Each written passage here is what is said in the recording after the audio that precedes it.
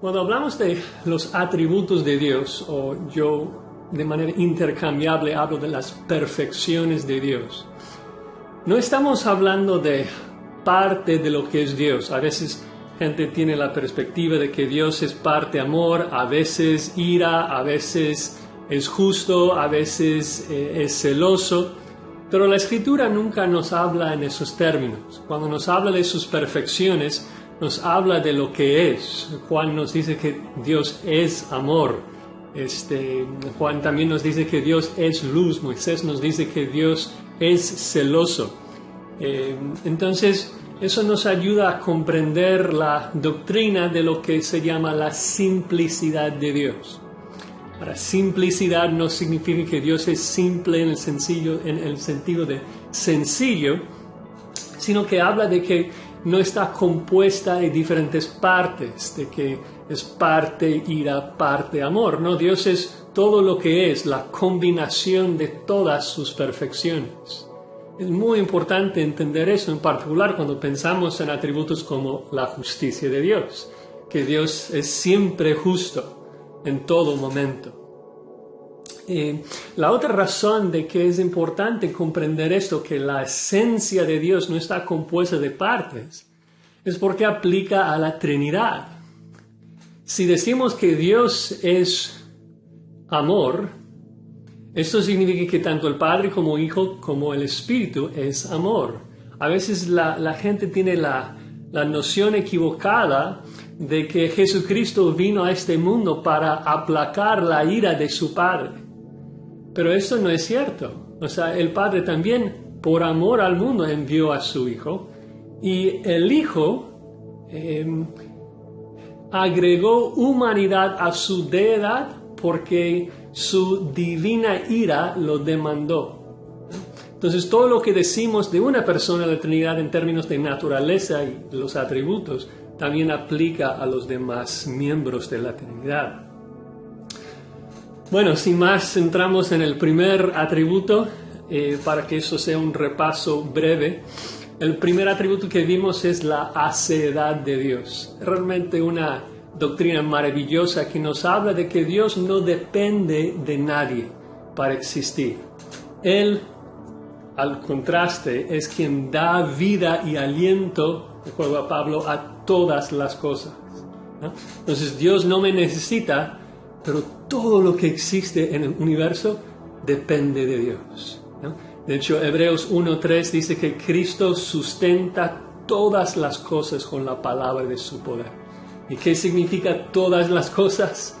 Pues todas las cosas. Esta mesa no puede existir sin que Cristo esté sustentándolo con la palabra de su poder. Un virus no puede existir sin que Cristo esté hablando. Satanás no puede existir, tú y yo no podemos existir.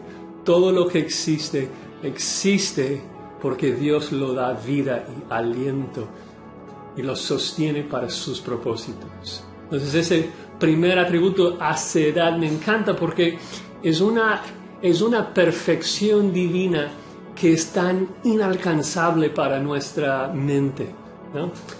De que algunos atributos los llamamos atributos comunicables, porque la Escritura nos dice que Dios es amor y nosotros también debemos amar. Pero con la hacedad de Dios es un atributo incomunicable. Nosotros no podemos ser más como Dios en ese aspecto. Él es el único ser en el universo que no depende de nada. Él es el único ser del universo que da vida y aliento a todo lo demás.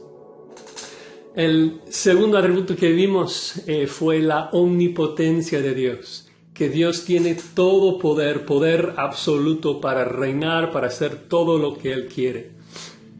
Y realmente, aunque algunas personas pierden tiempo tratando de hacer preguntas como si Dios puede hacer un triángulo cuadrado o si Dios puede mentir o cosas así, la Escritura no nos habla en esos términos, nos habla del poder de Dios para hacer todo lo que Él quiere. Y el punto es de que Él nunca va a querer hacer un triángulo cuadrado, porque eso es absurdo Y un ser de infinita sabiduría no va a querer algo así. Tampoco puede mentir. ¿Por qué? Porque nunca va a querer mentir. Nunca nos va a tentar. ¿Por qué no puede tentarnos? Porque su naturaleza perfecta jamás tendrá apetito para eso, ¿no? Entonces Dios tiene todo poder para hacer lo que Él quiere, para sanarnos de cualquier virus, para sostener nuestras vidas, para quitarnos la vida. Él tiene todo poder para hacer lo que Él quiere. El tercer atributo que vimos es la inmutabilidad de Dios. Y ustedes que me conocen saben que me encanta ese atributo, porque en un sentido todos los atributos que vemos en la Escritura dependen de la doctrina de la inmutabilidad de Dios. Porque si Dios cambia, si Dios tendría la capacidad de cambiar, aunque la Escritura nos revelara perfecciones maravillosas de que Dios es tan amoroso, tan lleno de misericordia y tantas cosas, pero si puede ser hoy algo diferente de la forma en que nos revela, entonces todos sus atributos se derrumban. Entonces, tan importante comprender, afirmar, amar la doctrina de la inmutabilidad de Dios, de que Dios es estable, Dios no cambia, nunca tenemos que dudar de que si nos levantamos nuestra oración a Dios por algo, como que, no sé si va a estar en mal humor o si realmente me va a aceptar. No, yo sé que si vengo lavado por la sangre de Jesucristo, confiando en Él, en su sacrificio, su muerte, su resurrección, de que Dios siempre me va a aceptar, porque me lo dice en la Escritura y no tiene la capacidad de variar, de cambiar en su naturaleza. El cuarto atributo que vimos es el amor de Dios, el gran amor de Dios. Qué doctrina tan bella, de que Dios de manera sacrificial tiene el deseo de bendecir en particular a su Hijo Jesucristo, el amado. Y la bendición que nosotros gozamos es de que si estamos en el amado, entonces somos amados en Cristo. Y vimos esa realmente increíble verdad de que Dios nos ama a nosotros como ama a su Hijo. Algo totalmente incomprensible. Dios es un ser tan bondadoso, tan perfecto, y podemos descansar, podemos reposar en su amor, de que nada puede separarnos de su amor. Romanos 8. Y finalmente vimos un atributo que no es muy de moda. No nos gusta hablar de la ira de Dios. Y basamos ese estudio en el Salmo 90, en donde Moisés nos hace la pregunta retórica de si alguien realmente temer a Dios de acuerdo con su ira. Si alguien realmente tiene la capacidad de temer a Dios tanto como lo haría si entendiera la ira de Dios. Y la respuesta retórica es imposible. Nadie teme a Dios como debe temer a Dios. Nadie teme a Dios como lo haría si realmente lo entendiera. Y nos cuesta trabajo pensar en la ira de Dios, pero la verdad es que tenemos que no solamente aceptarlo, tenemos que apreciarlo, porque nos ayuda en tantas cosas. Nos ayuda, por ejemplo, a apreciar y ser agradecidos por la cruz, sabiendo de que el Hijo de Dios recibió toda la ira santa de Dios en mi lugar. Pero también algo que vimos en la clase es de que si nosotros solamente aceptamos y decimos que entendemos de que Dios es un Dios airado, no somos mejores que los demonios.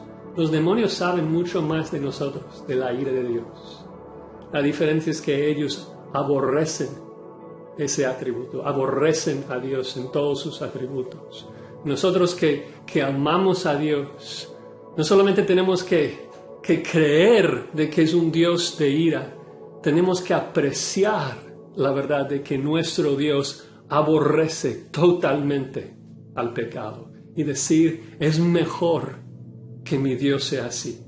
Es mejor que mi Dios tenga un odio, un repudio, un aborrecimiento del pecado, porque eso es lo que nos garantiza de que para toda la eternidad jamás vamos a experimentar pecado, porque Dios lo aborrece tanto que lo va a exterminar en el infierno y separarnos totalmente de nuestro pecado. ¿Qué esperanza tenemos de que un día ya no seremos pecadores, ya no tendremos la capacidad de pecar?